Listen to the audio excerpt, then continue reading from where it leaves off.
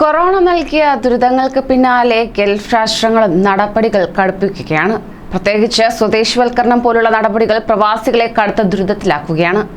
ഇപ്പോഴത്തെ അത്തരത്തിലൊരു മുന്നറിയിപ്പുമായി സൗദി അറേബ്യ രംഗത്തെത്തിയിരിക്കുന്നു. നമസ്കാരം, പ്രവാസി മലയാളിയിലേക്ക് സ്വാഗതം. പ്രവാസി വാർത്തകൾക്കായി ഈ ചാനൽ സബ്സ്ക്രൈബ് ചെയ്യൂ.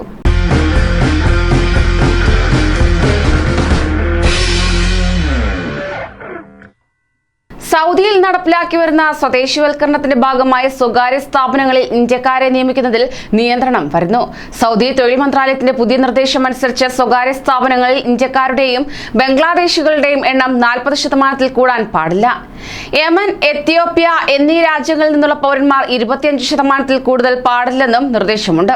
പുതിയ തീരുമാനം അനുസരിച്ച് ജീവനക്കാരുടെ എണ്ണം പരിമിതപ്പെടുത്താൻ സ്ഥാപനങ്ങൾക്ക് നോട്ടീസ് നൽകി തുടങ്ങി.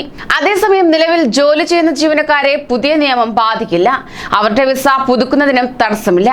നിശ്ചിത അനുപാതത്തിൽ കൂടുതൽ ജീവനക്കാരുള്ള രാജ്യങ്ങളിൽ നിന്നുള്ളവർക്ക് സ്ഥാപനങ്ങളിലേക്ക് ജോലിക്കായി പുതിയ വിസ എടുക്കാൻ അനുമതി ലഭിക്കില്ല.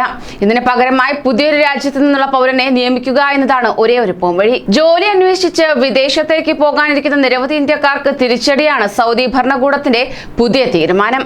സ്വദേശിവൽക്കരണ പദ്ധതിയായ നിദാഖാത്ത് മൂലം നിരവധി ഇന്ത്യക്കാർക്ക് ജോലി നഷ്ടപ്പെട്ടുകൊണ്ടിരിക്കുന്ന സാഹചര്യത്തിലാണ് സ്വകാര്യ സ്ഥാപനങ്ങളിലും ഇന്ത്യക്കാരുടെ എണ്ണം പരിമിതപ്പെടുത്തിക്കൊണ്ട് പുതിയ നിർദ്ദേശം പുറത്തുവരുന്നത്. അതേസമയം സൗദി അറേബ്യയിൽ പുതുതായി 1177 പേർക്ക് കൂടി കോവിഡ് സ്ഥിരീകരിച്ചതോടെ ആകെ രോഗികളുടെ എണ്ണം 5,83,000 ഉയർന്നു. രാജ്യത്ത് ആകെ രോഗമുക്തരുടെ എണ്ണം 4,81,225 ആയി. രാജ്യത്ത് വിവിധ ഭാഗങ്ങളിലായി 16 മരണം കൂടി റിപ്പോർട്ട് ചെയ്തു. ആകെ മരണം 7,963 ആയി. രാജ്യത്ത് നിലവിൽ ചികിത്സയിലുള്ളവരുടെ എണ്ണം 10,895 ആയി കുറഞ്ഞു. ഇതിൽ 1,395 പേരുടെ നില ഗുരുതരമാണ്. ബാക്കിയുള്ളവരുടെ ആരോഗ്യനില തൃപ്തികരമാണ്. രാജ്യത്തെ കോവിഡ് മുക്തി നിരക്ക് 96.1%, മരണനിരക്ക് 1.6% തുടരുന്നു. കൂടുതൽ പ്രവാസി വാർത്തകൾക്കായി ഈ ചാനൽ സബ്സ്ക്രൈബ് ചെയ്യൂ.